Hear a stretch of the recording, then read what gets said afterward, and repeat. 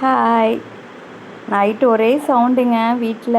செடிகிட்ட நாங்கள் முன்னாடி வச்சுருப்பேன் அந்த செடிகிட்ட போய் பார்த்தா அதான் டாக்ஸ் இருக்கும் இல்லைங்களா, எங்கள் வீட்டுக்கு முன்னாடி எல்லாம் நிறையா இருக்கும்.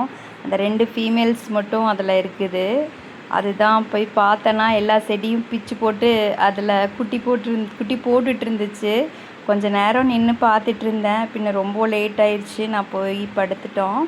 பின்ன காலையில் வந்து பார்த்தா 8 குட்டி போட்டிருந்துச்சுங்க. அவ்வளோ க்யூட்டாக இருந்துச்சு பார்க்குறக்கு. பின்ன மழை வர்ற மாதிரி இருக்குங்க பொள்ளாச்சியில். பின்ன அதுக்கான வந்து மீனாட்சி சொல்வேனில்லைங்க, அவங்க தான் வந்து எனக்கு வந்து ரெடி பண்ணி கொடுத்தாங்க வீட்டுக்கு. பின்ன இவர் எலும்பு வந்து வாங்கி சூப் போட்டு கொடுத்தாரு குட்டிக்கு. அதுவும் சாப்பிட்டுச்சு. ஃபுட்டும் வச்சேன், ஃபுட்டு தண்ணி எல்லாம். அதுக்கு ஒரு வீடு மாதிரி கட்டணுங்க.